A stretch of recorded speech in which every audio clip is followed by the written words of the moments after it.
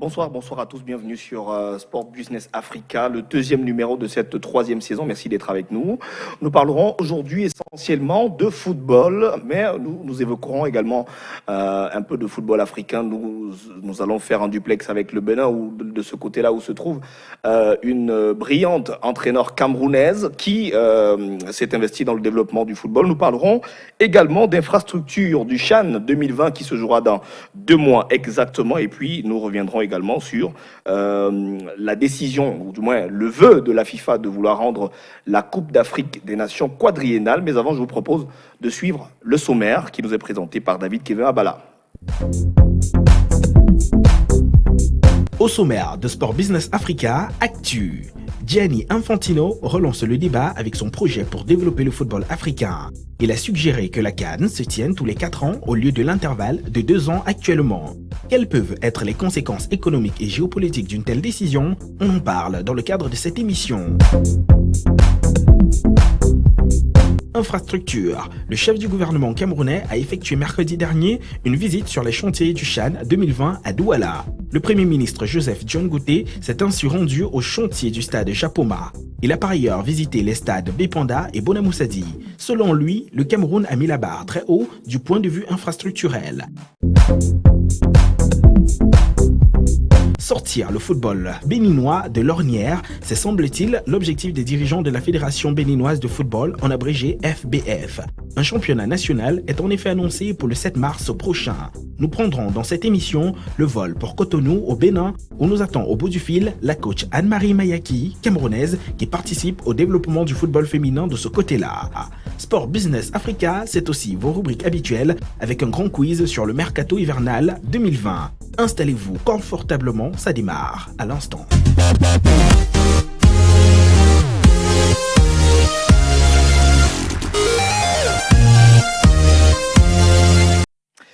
Voilà, merci pour ce sommaire qui nous est présenté par David Kevin Abala. Sport Business Africa, donc le deuxième numéro de cette troisième saison de votre émission consacrée à l'économie et au management du sport en Afrique et bien sûr dans toute la francophonie. Avec moi, 3 invités. Je commence par ma gauche. Il était avec nous la semaine passée lors du premier numéro. André Onana, bonsoir et merci d'être venu. Je rappelle qu'André Onana est ancien arbitre et manager sportif, voilà, j'y arrive.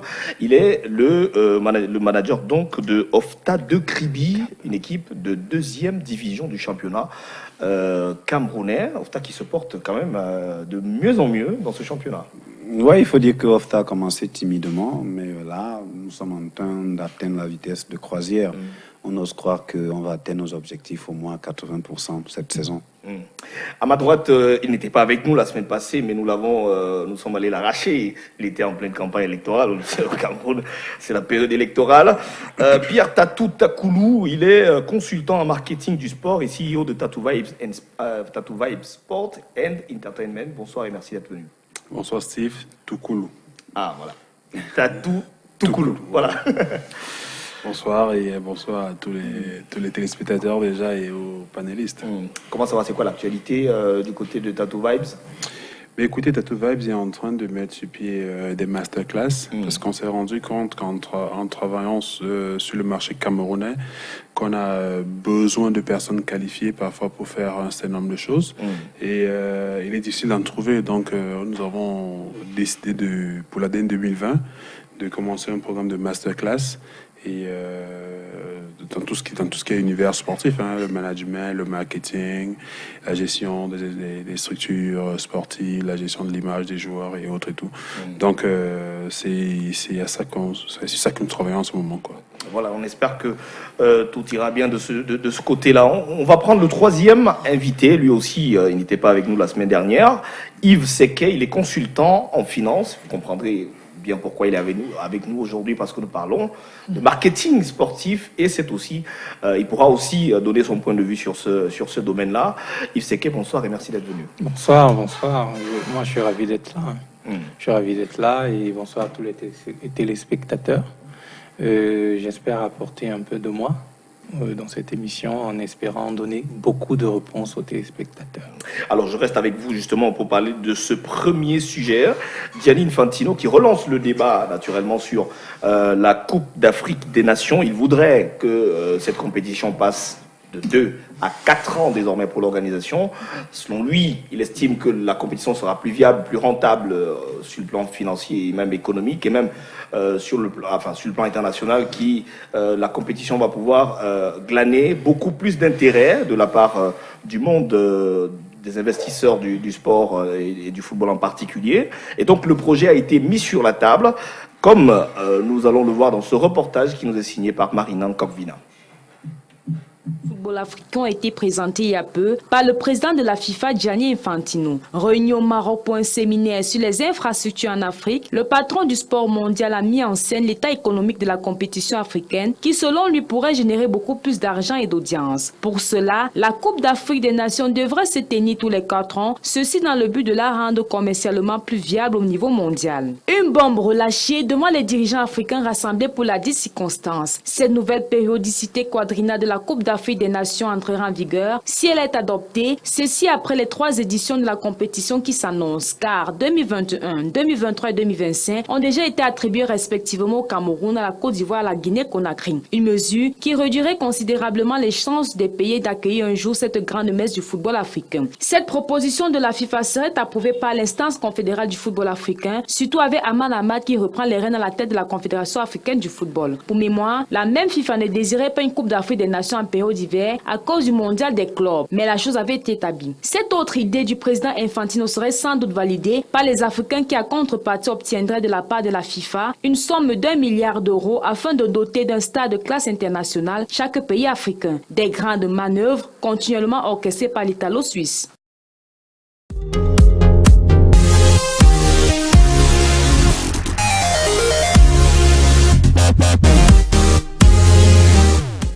Merci à Marina Nkokvina pour ce reportage. Alors Yves Secker, on voit Gianni Infantino qui vient parler dans les affaires de la CAF. Si c'était quelques mois avant, on l'aurait compris, mais Ahmad Ahmad a repris les rênes de la compétition. Comment est-ce qu'on peut expliquer aujourd'hui cette ingérence de la FIFA dans les affaires qui concernent la CAF? Est-ce qu'on doit percevoir comment est-ce qu'on doit percevoir justement cette omniprésence de l'instance fêtière du football mondial? De prime abord, vous savez, c'est vrai que c'est pas très positif parce que ça vient un peu dévoiler l'incompétence du personnel qui est en place. Mais d'un autre côté, ce qu'il faut comprendre, c'est que économiquement, c'est normal et c'est même naturel de protéger son investissement. Ouais. Donc, sur ce plan, je comprends tout à fait l'objectif. Mais par contre, si ça cache derrière des obligations, c'est-à-dire dans la prise de décision, on contraint des gens à prendre des décisions, là, je serais un peu moins d'accord parce que dans toute suggestion de conseil, c'est logique qu'on doit prendre ce qui est bon, mais si ça devient des impositions, c'est là où je ne serais pas très d'accord avec. Alors, Tatou, une Coupe d'Afrique des Nations tous les 4 ans, quel peut être l'impact sur le plan économique naturellement? Déjà, je ne sais pas pourquoi est-ce qu'on changera de 2 à 4 ans, parce que la tendance voudrait même qu'on commence à organiser des événements. Parce que quand vous regardez l'histoire des Jeux Olympiques, c'est comme, vous voyez, on va dire, ok, c'est une compétition tous les 4 ans, et puis après ça revient à 2 ans. Mais pourquoi est-ce qu'on en partirait de 2 ans à 4 ans? Vous voyez un peu. Après on nous sort le prétexte qu'on va doter la CAF un crédit ou un don d'1 milliard d'euros pour construire les stades. Un stade normal, au standard vraiment réglementaire au plan international, coûte au moins 100 à 150 millions d'euros. Vous avez 54... Ça fera à peine 5-6 stades. Non, si vous restez à 100 millions d'euros, ça vous fait 10 stades. Ouais. Il y a 54 pays en Afrique. On parle de quoi là? En réalité, ce n'est pas ça le problème. Le problème, ce n'est pas de passer de 2 ans à 4 ans. Le problème, c'est de trouver des mécanismes de protéger, notre compétition, qui est la CAN, de trouver des mécanismes pour que les équipes qui emploient nos joueurs à l'étranger, puisque la CAN, pour la plupart, je passe le contrôle de managers sportifs, la plupart, ils sont les professionnels qu'on ramène. Expatriés. Alors, comment est-ce qu'ils font parce qu'il faut comprendre aussi que c'est le lobby des grands clubs européens qui emploient des Africains qui commencent à faire parler à la FIFA. Mais attendez, il faut changer les affaires de l'Afrique, là. Parce que quand il faut prendre un joueur africain, un Sadio Mané qui va s'absenter pendant un mois et demi, un Mohamed Salah qui va s'absenter, ça fait beaucoup. Ouais. Ça creuse dans les... C'est une espèce de lobbying de voilà. la part des... Donc, en fait, ce sont les lobbies... européens. Il faut qu'on dise les choses comme elles sont. Les lobbies des clubs européens sont en train de tout faire pour qu'on brise le mythe de la CAN. Ouais. Ça, il faut le dire. Et si quelqu'un ne le comprend pas, c'est qu'il a tort.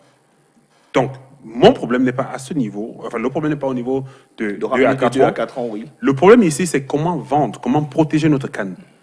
Trouver des mécanismes, comment protéger notre CAN. Trouver un calendrier fixe. Parce qu'on nous a dit que la CAN devait se jouer pendant l'été.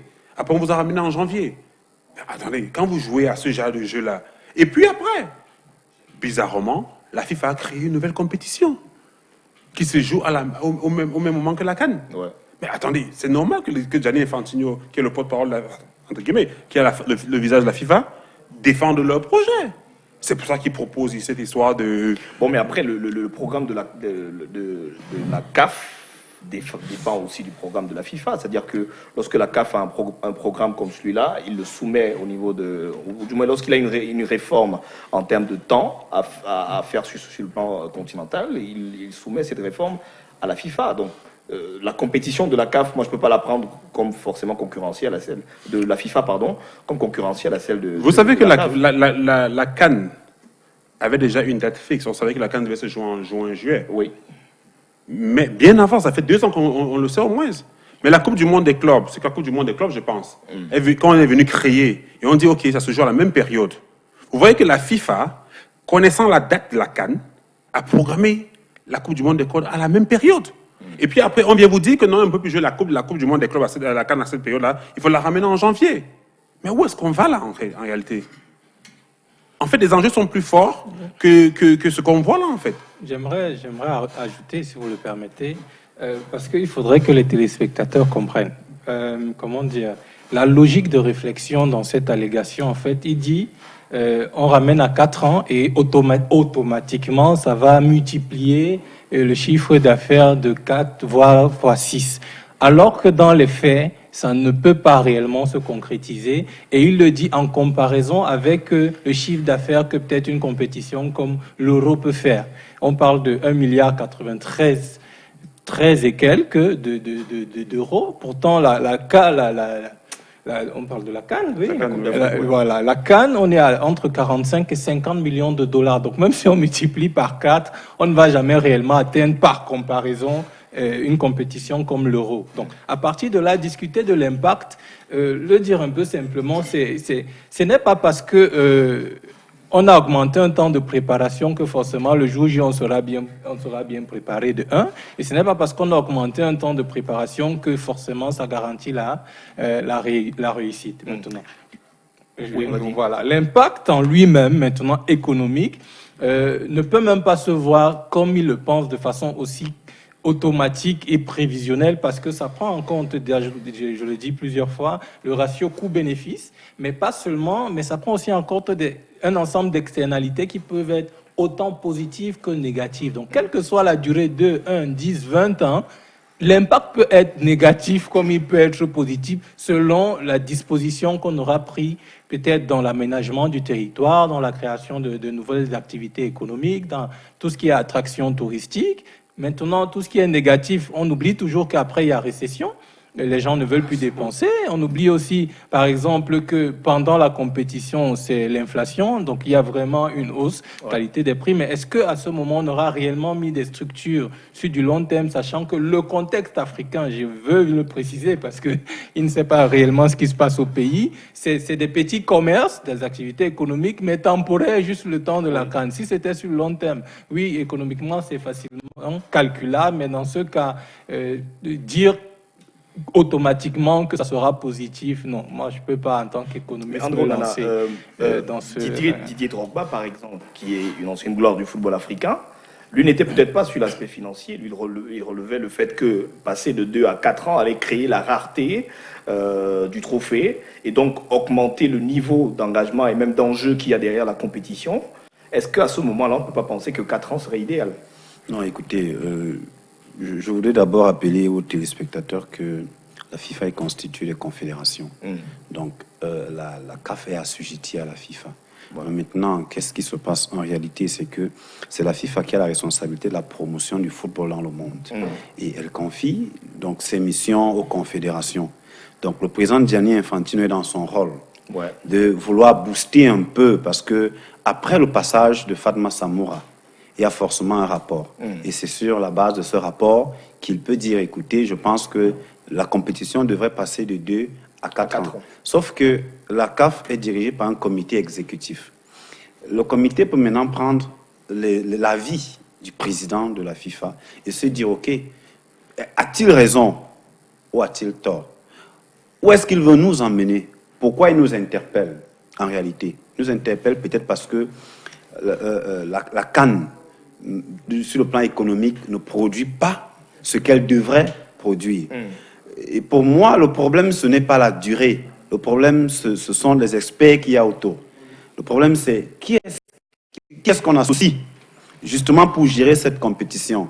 Est-ce qu'on associe des experts en marketing et en communication qui vont vendre l'événement Cannes? C'est de ça qu'il s'agit. Je crois que la Copa América se joue tous les 2 ans. Tous les 4 ans. Bon, tous les 4 ans. Tous les 4 ans. OK. Et en année impaire. Non, mais justement, en fait, ce que je veux dire, c'est que on a une compétition tous les 2 ans. Et je rejoins Tato quand il dit que c'est une question de lobby. Parce que vous voyez ce que les joueurs africains sont en train de faire en Europe actuellement. Ils savent que si on a chaque 2 ans des joueurs de leurs équipes qui vont s'absenter pour 1 mois et demi, ce sera compliqué. Alors, il faut faire en sorte que leur intérêt passe avant les intérêts justement d'un continent comme celui-ci qui est riche, qui est immense, parce qu'il faut dire, je crois que la CAN doit être la 2e ou la 3e compétition mondiale. C'est-à-dire que en termes d'événements, c'est un événement, en termes de grands rendez-vous. Alors, il faut rentabiliser la CAN. Là, je suis d'accord. La CAN doit produire assez de moyens pour permettre aux fédérations de se construire. Parce que donner, je ne sais pas, combien de millions d'euros pour construire des stades, ça ne va pas développer, je suis désolé, ça ne va pas développer le mouvement sportif africain. Non, il faut que les Africains prennent en main le destin de leur football, de leur sport, en se dotant d'expertise, en formant les jeunes Africains qui vont naturellement avoir un impact sur la productivité. Parce que c'est de ça qu'il est question. Maintenant, Gianni Infantino, vous savez, il a intérêt à faire des opérations de communication parce que bientôt, il doit remettre son mandat en jeu. Donc, vous allez désormais le voir, justement, essayer de glaner quelques voix, ça et là. Il va communiquer. Maintenant, c'est à nous, comme j'ai dit, c'est au comité exécutif qui est dirigé par Mahamat de, justement, faire la différence entre l'avis du président de la FIFA et les réalités du continent africain. Regardez le niveau de compétition, par exemple, en Europe. Vous avez la Champions League africaine, européenne chaque année. C'est peut-être l'événement européen le plus attendu.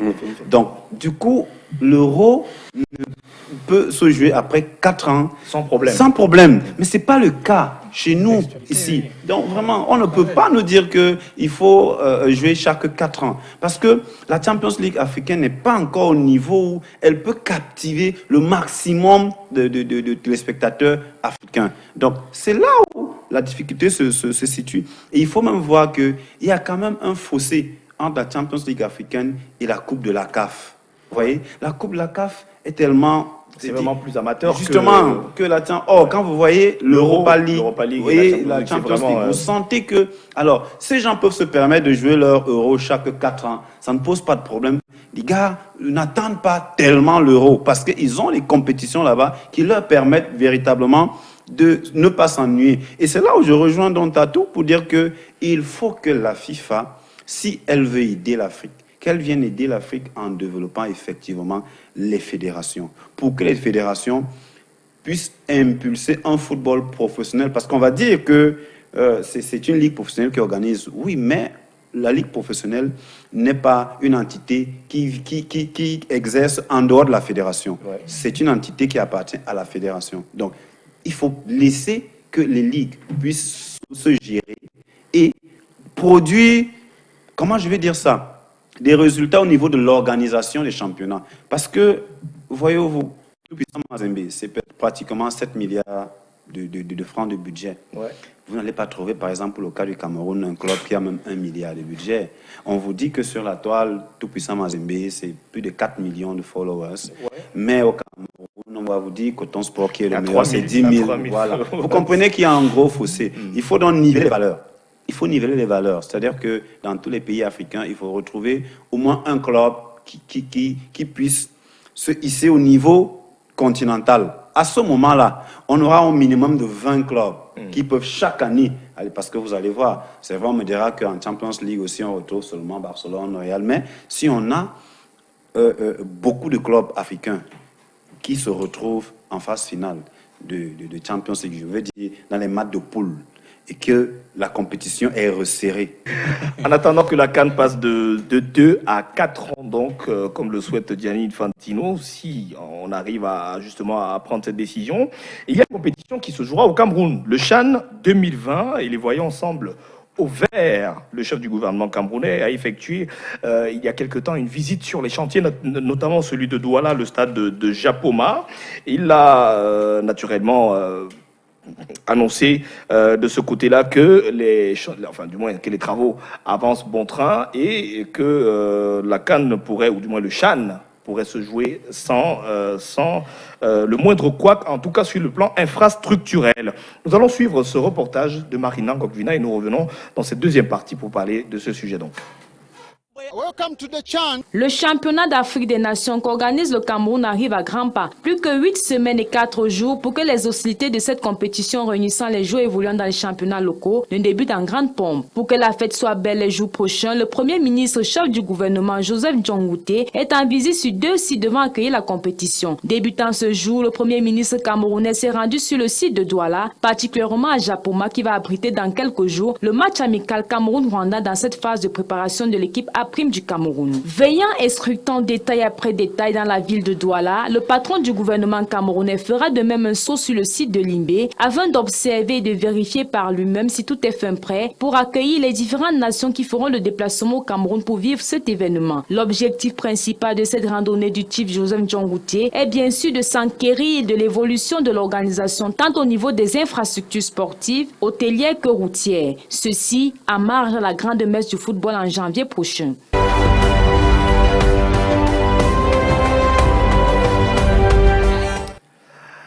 Alors, on va commencer rapidement avec André Onana.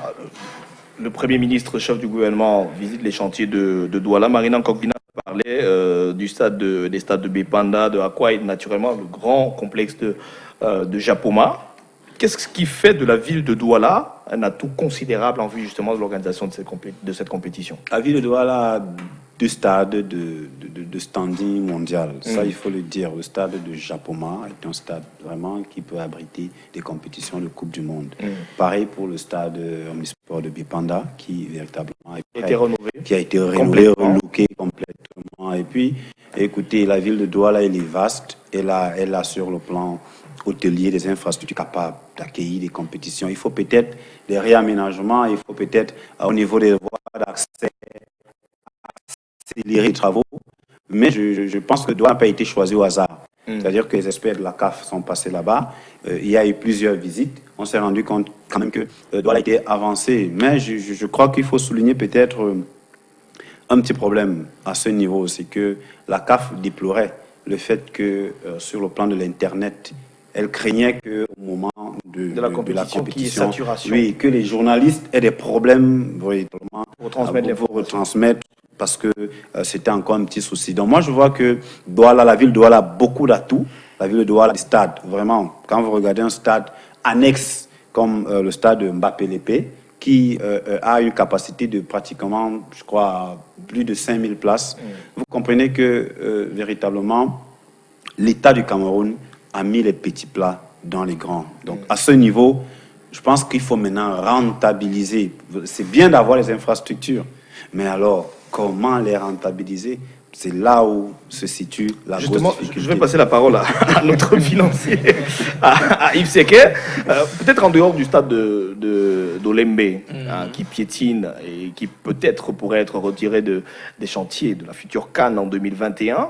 On a les stades prévus pour le CHAN. Comment justement rendre ces stades rentables? Comment attirer plus de monde dans les stades? C'est une question qui va se poser dans quelques mois. Oui, c'est une question qui va se poser. J'aurais appelé peut-être l'aide d'un expert marketiste, mais je vais y aller de façon de ce que je connais, financier. Donc déjà, à plusieurs reprises, il faudrait que les gens pensent que c'est un investissement qu'on est en train de faire. Et sur cette base, comment dire ça? Excusez-moi, je cherche vraiment les mots. C'est un modèle qu'on vend.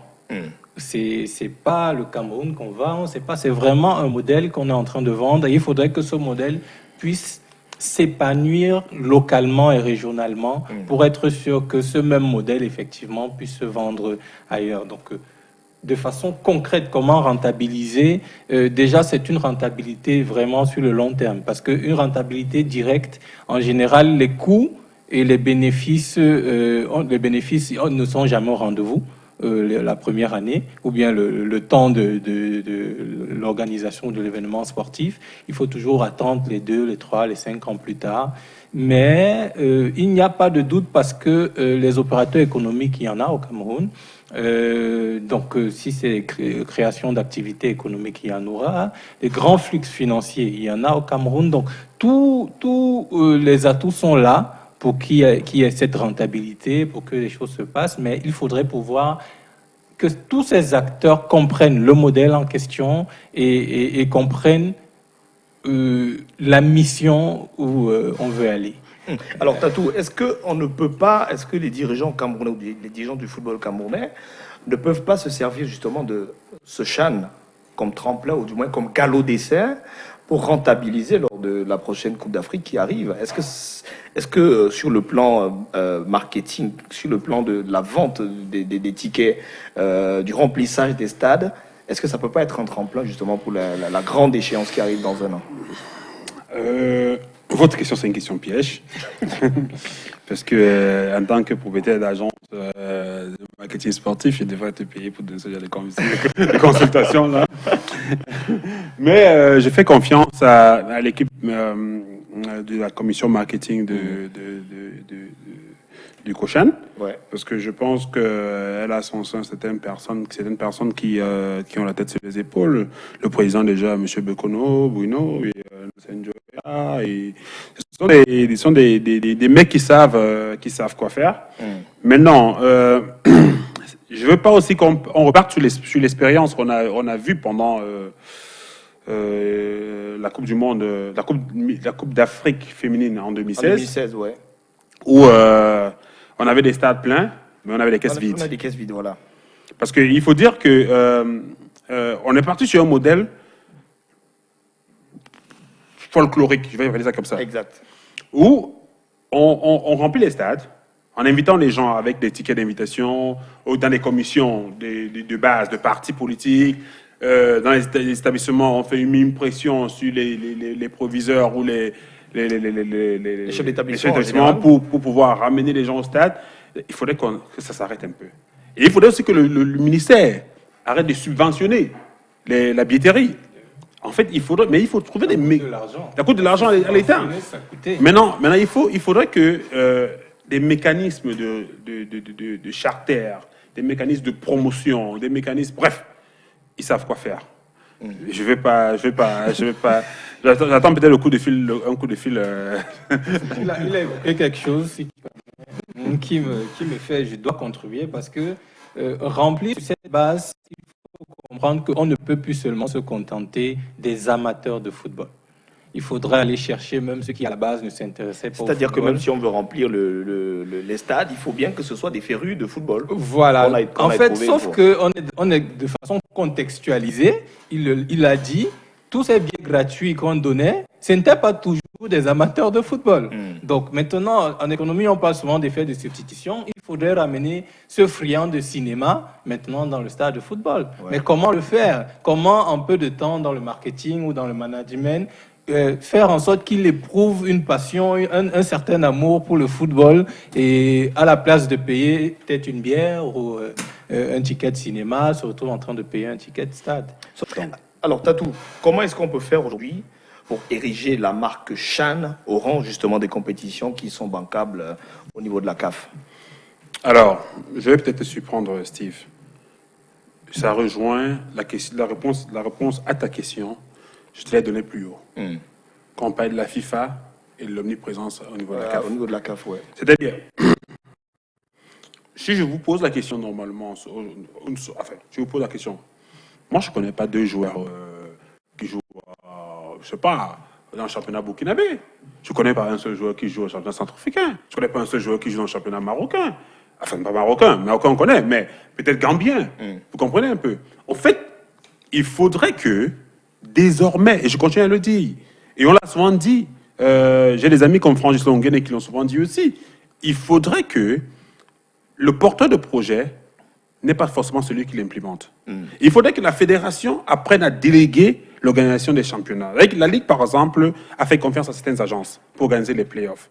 Dans certains pays, c'est comme ça marche. Et qu'est-ce qu'on fait? À ce moment-là, on rend les joueurs célèbres.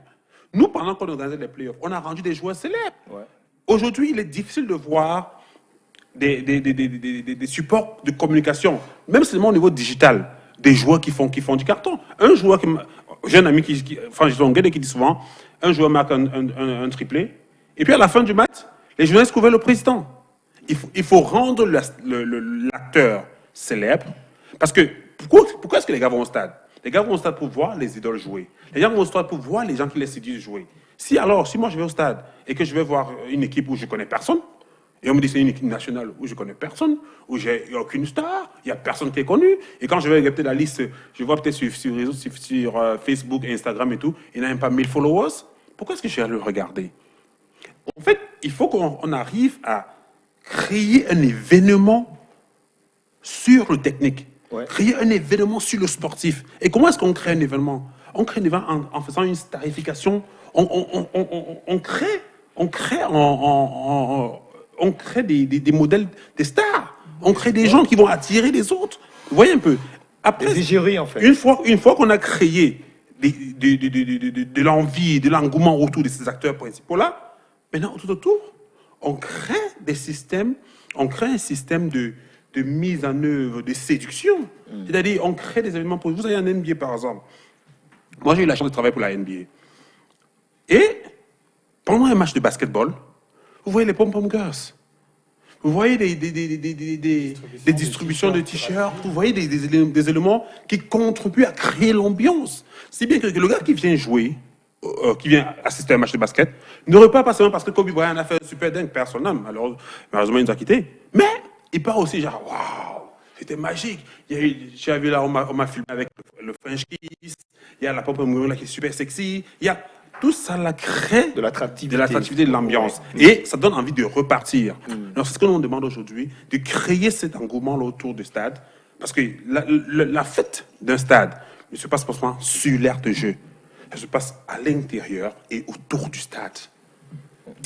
Voilà, je crois qu'on a bien compris. Les dirigeants savent désormais ce qu'il leur reste à faire pour naturellement rentabiliser avec cette compétition sport business. Et le football féminin au Bénin, comment améliorer la formation des compétitions? Il y a un championnat qui va démarrer de ce côté-là le 7 mars prochain. C'est en tout cas ce qu'on peut lire dans un communiqué publié par l'instance fêtière du football béninois, la Fédération béninoise de football, publié le 4 février dernier. En attendant donc le coup d'envoi, nous allons faire un flashback sur la clôture de la saison précédente avec notre confrère de KIV Africa. Coup d'envoi officiel, oui, le ballon qui est balancé, c'est Gordon qui contrôle du pied et qui balance le ballon. Quelle réception à la baballe! Elle va essayer certainement de jouer sur le médiateur du stade qui donne une passe au président de la Ligue et qui va certainement... C'est sur ces actions que la finale de la compétition féminine de mise en jambe à Parakou est lancée.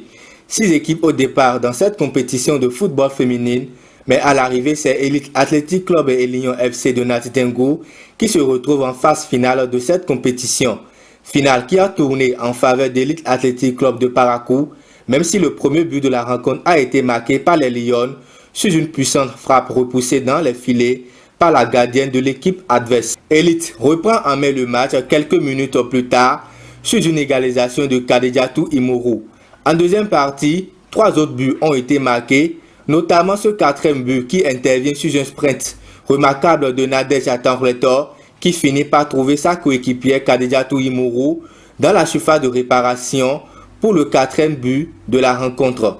4 buts à 1, score final de cette rencontre riche en animation. L'événement était totalement une réussite. C'est une réussite parce que au début, il y avait eu des fautes qu'on a eu à corriger très rapidement. Je remercie les filles parce que le remerciement revient à ces filles qui ont prouvé que chez nous, nous avions du potentiel, qu'on peut compter sur nos filles du Bénin pour des championnats. Une occasion d'exhorter ceux qui ne croient pas en ces filles du Bénin, que ces filles peuvent mieux faire. Comptons sur nos produits du Bénin. Les coachs des 2 formations analysent la rencontre. Avant-hier, les enfants sont en compétition, vraiment. La fatigue vers mes filles, j'ai senti ça parce que depuis avant-hier, ils ont enchaîné des matchs. Joué hier matin, joué encore le soir contre Galaxy et joué encore aujourd'hui à midi. Vraiment, j'ai senti que mes filles étaient un peu fatiguées. Pour moi, la première mi-temps, c'était une mi-temps de récupération. Donc on devait prendre notre jeu en seconde manche. C'était ça la stratégie et mon plan de jeu. Je suis très satisfaite parce que en 6 mois dans le Parakou, j'ai déjà 3 trophées. Et je dis merci à ma présidente et à la famille Sidi. Et puis à tout le public qui supporte Elite et qui supporte aussi le football féminin. Les Lions FC de Nati Tengu, 2e de la compétition, ont été gratifiés des jeux de maillot et une enveloppe financière. Elite remporte donc le trophée avec lui aussi une enveloppe financière et des jeux de maillot. Merci donc à notre confrère béninois Marc Coty de KIV Africa. Nous allons rapidement prendre donc au téléphone du côté du Bénin où nous attend au bout du fil la coach Anne-Marie Mayaki, elle est camerounaise donc qui participe au développement du football féminin de ce côté-là. Bonjour coach, comment va Cotonou aujourd'hui? Pouvez-vous partager avec nos téléspectateurs votre parcours en tant que technicienne internationale du football au Bénin? Ok, après ma reconversion de joueuse au coach, j'ai commencé mon coaching avec le centre de formation ARCED de Dr Ngo, l'équipe d'estuaire de Douala. Donc c'est lui qui a participé à tous mes frais de coaching, les stages et tout. Donc j'ai fait 3 stages FIFA, football féminin, 3 stages CAF, football féminin, sans compter les formations pour les licences fédérales et les licences CAF. Et donc, ma première sortie d'entraîneur, j'ai été sollicité en Afrique du Sud, à JVW. C'est une grande équipe avec pour présidente Jen, qui joue aux États-Unis, mais elle a un compartiment sportif avec une équipe de première division jusqu'au Benjamin. Donc voilà, l'an dernier, nous avons été 2e dans un championnat de 18 clubs. Voilà. Après ce parcours-là, qui a été merveilleux parce que je m'étais tapé 1 an, j'ai été sollicité au Bénin. Voilà. Je suis arrivé au Bénin, ça fait presque 6 mois, et titulaire de 3 trophées. J'ai été sollicité pour le Bénin. Voilà, je venais pour l'équipe militaire et l'équipe militaire de football féminin qui n'était pas en place. Et Madame Sidi, qui a une très grande équipe de première division aussi à Parakou, à 700 km de Cotonou, m'a sollicité. Voilà ce merveilleux parcours que je fais. Mais coach, on aurait pensé peut-être à d'autres pays. On a certains pays où véritablement il y a une vraie envie de développement du football. Mais pourquoi avoir choisi le Bénin principalement? Déjà, je t'ai répondu auparavant que j'ai été sollicité au Bénin et j'étais aussi sollicité au Congo et en Côte d'Ivoire. Mais j'ai préféré le Bénin parce que le football existait déjà au Congo, existait déjà en Côte d'Ivoire. Parmi les trois pays-là, il n'y a que le Bénin qui était encore vraiment en arrière. Donc, je me battrai autant que je peux pour finir ma saison. Et le championnat sera lancé au mois de février, là. Un championnat digne de ce nom. Jusqu'à présent, il y a 23 clubs qui se sont fait enregistrer entre les équipes de première division, deuxième division. Voilà, ça fait 23. Donc, la FEB est en train de les scinder, celles qui vont jouer, les équipes qui vont jouer en première division et celles qui vont jouer en deuxième division. Mais déjà, mon équipe élite est une équipe de première division. Donc, je pense qu'on va faire quelque chose dans ce sens-là. Il y aura un championnat qui va au moins mettre du temps, presque 3 mois ou plus. Mais ça, c'est déjà clair, ce qui n'avait jamais existé. Et faire un bon calendrier de compétition et entre-temps demander les matchs amicaux avec d'autres pays. Et voilà. Alors, comment est-ce que vous appréciez aujourd'hui le niveau d'évolution ou du moins de développement du football féminin au Bénin et peut-être même dans toute l'Afrique de l'Ouest? En Afrique de l'Ouest, tous les pays essayent de faire quelque chose dans les championnats et tout. Il n'y a que le Bénin qui ne participait pas à ces championnats. Voilà, en Afrique de l'Ouest là. Et en plus, au niveau du Bénin même, il n'y avait pas un championnat digne de ce nom. Ça veut dire que quand il y a un ministre qui veut passer par là, bien un truc, on collecte les filles et elles jouent sans championnat, donc qui ne fait même pas un mois. C'est 2 semaines à peine. Mais depuis que je suis arrivé ici, nous avons vu, parce que ma présidente est en même temps une personnalité de la Ligue dans le football féminin, on a vu comment nous pouvons développer, élargir le foot dans ce sens-là. Donc, on est dans la promotion, dans la masse, on organise des championnats au niveau départemental et des petits tournois dans les villages pour faire les détections. Voilà.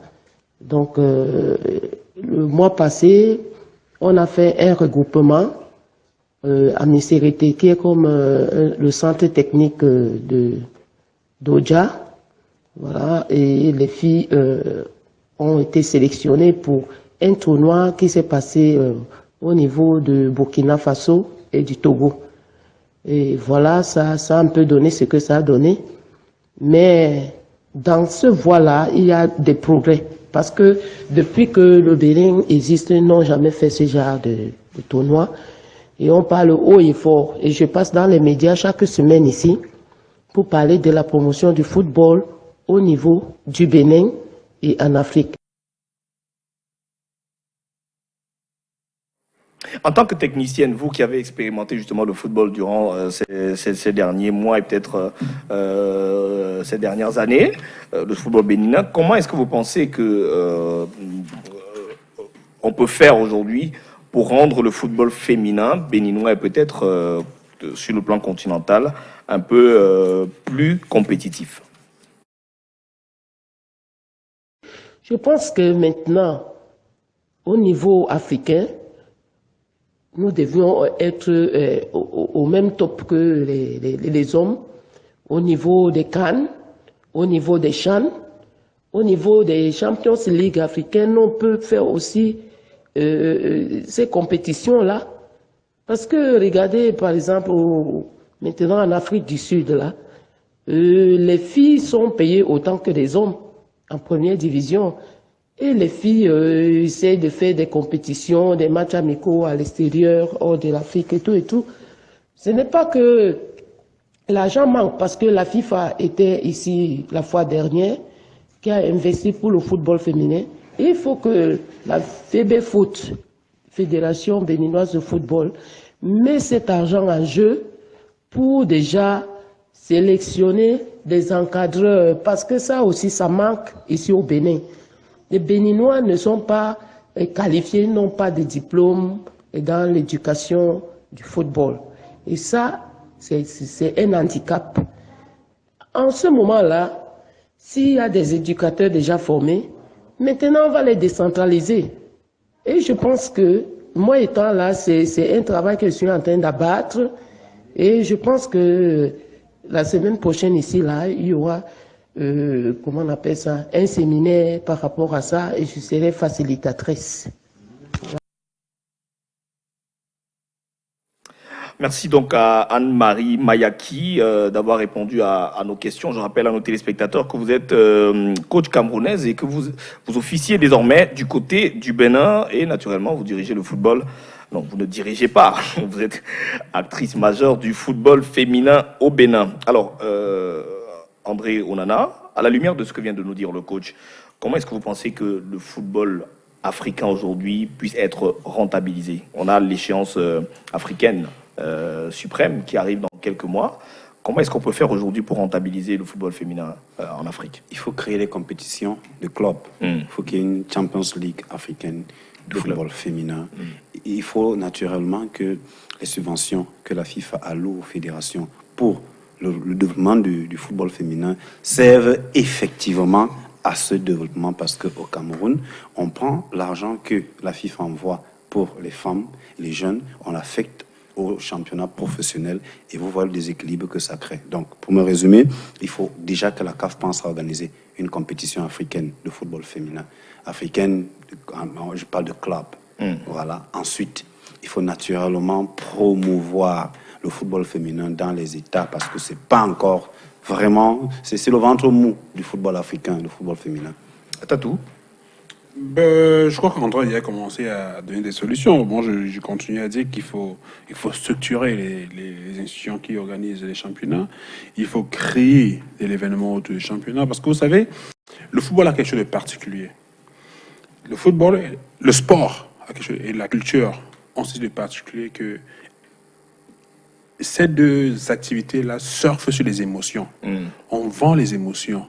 Et si on n'arrive pas à capter ou alors à développer, ou alors faire ressortir l'émotion en quelqu'un, il est difficile que cette personne passe à la caisse. Alors on va sortir avec Yves Sequer. Comment est-ce qu'on peut donc rendre le football africain plus attractif, le football féminin africain? Donc moi, je vais plus m'appesantir sur ce que j'ai perçu comme l'une des priorités de la coach, puisque c'est quand même à la lumière de ses dires. Donc, je pense qu'elle s'est appesantie, peut-être en mes mots, sur ce que j'ai l'habitude d'appeler le principe de valorisation. Donc, pour elle, pour valoriser quelque chose, évidemment qu'on comprend qu'il va dans les deux sens, pour elle, il faut déjà pouvoir identifier ou créer de la valeur. Donc, elle a parlé d'aller dans des régions pour ne serait-ce que trouver cette valeur-là. Est-ce qu'il y a de bonnes footballeuses, etc. Et c'est seulement ensuite qu'on pourra passer à l'étape de la reconnaissance, bien avant même la valorisation, c'est-à-dire la création des compétitions. Parce qu'on crée des compétitions, on a besoin de joueuses. On crée la passion, on a besoin des acteurs même principaux. Donc cette reconnaissance de quoi? La reconnaissance du potentiel, des compétences et du résultat. Et c'est seulement après qu'on va basculer dans la valorisation proprement dite, que ce soit localement, que ce soit régionalement, que ce soit à l'échelle internationale. Merci en tout cas à vous trois. On ne va pas vous laisser partir comme ça. Très rapidement, il nous reste quelques secondes.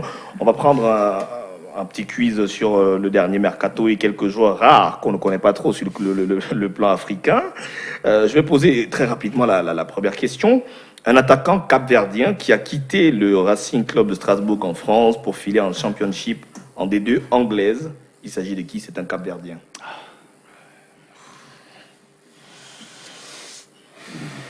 Honnêtement, je n'ai pas suivi les transferts. Voilà, il s'agit de Nuno da Costa qui a donc signé un contrat mirobolant en D2 anglaise, en Championship. Nuno da Costa. Je crois qu'on aura l'occasion de le voir lors de la prochaine Coupe d'Afrique des Nations, si bien sûr le Cap-Vert se qualifie. Babacar Gueye, nous sommes au Sénégal. L'attaquant sénégalais donc vient de signer en D2 allemande. Il a signé à Karlsruhe en provenance d'un autre club de première division allemande. Il s'agit de quel club? Babacar Gueye, vous le connaissez? Babacar à tue-tête, c'est Babacar d'Italie, je ne sais pas si c'était le même, à Napoli. Non, lui, il était à Karlsruhe. J'ai pas suivi le mercato, donc. Il est parti à Paderborn. C'est en première division allemande. Je crois que là, quand même, vous le saurez, parce que là, c'est un Camerounais, franco-camerounais, qui évoluait au Girondins de Bordeaux, Aurélien Tchouameni. C'est le nouveau joueur de quel club en Ligue 1 française? Aurélien Tchouameni qui jouait au milieu de terrain à Bordeaux. Franco-camerounais. Honnêtement, j'ai pas suivi le mercato. Oui, mais sacré. Non, sérieux, j'ai pas suivi le mercato. Moi, on travaille sur le Super Bowl, donc forcément. Le champ nous prend énormément de temps. Ouais, la mort de Kobe Bryant. Il y a tellement de choses. Donc, Aurélien Tchouameni évoluera donc désormais du côté de l'AS Monaco. Voilà, avec le nouvel entraîneur espagnol. Alberto Moreno. Merci à vous trois, merci à André Onana, merci à Yves Seke, merci à Pierre Tatou Toukoulou. Voilà, j'y arrive. Merci à Franz Gislain Onguéné qui a produit cette émission. Merci à Dieu béni, voilà, Bangala, qui était à la réalisation. Merci de nous avoir suivis et merci à vos chers téléspectateurs. Donnons-nous rendez-vous la semaine prochaine avec le même plaisir. Au revoir.